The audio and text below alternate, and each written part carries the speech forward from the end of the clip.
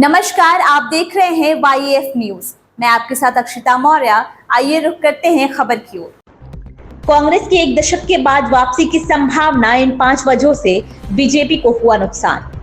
हरियाणा विधानसभा चुनाव के exit poll के नतीजे सामने आ चुके हैं। वर्तमान में बीजेपी तीसरी बार सत्ता में आने की कोशिश कर रही है, लेकिन आज तक किसी वोटर सर्वे के अनुसार कांग्रेस एक दशक के बाद राज्य में वापसी कर सकती है।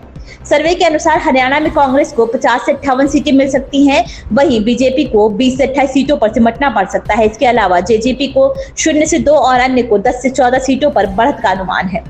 विभिन्न सर्वेक्षणों में कांग्रेस की सरकार बनने की भविष्यवाणी की जा रही है, जिससे लगता है कि सत्तारूढ़ बीजेपी सत्ता खोने की कगार पर है। बीजेपी सरकार को कई कारणों से सत्ता विरोधी लहर का सामना करना पड़ रहा है। इस लहर के चलते ही मार्च 2023 में मनोहर लाल खट्टर को हटाने का निर्णय लिया गया था। हालांकि वो कारगर साबित नहीं हुआ, पार्टी की परेशानियां बढ़ गई। आइए जाने उन 5 बड़ी वजहों के बारे में जिनके चलते बीजेपी को नुकसान झेलना पड़ रहा है।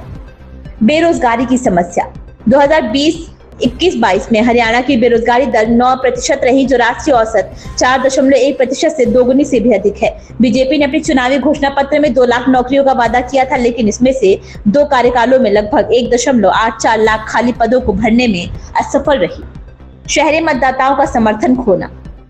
बीजेपी की पहचान एक शहरी केंद्रित पार्टी के रूप में रही है, जिसका आधार शहरी और अर्ध शहरी निर्वाचन क्षेत्रों में है। हाल के लोकसभा चुनाव में शहरी मतदाताओं ने पार्टी का समर्थन किया था, लेकिन अब उन्हें वोट न देकर बीजेपी को छोड़ दिया।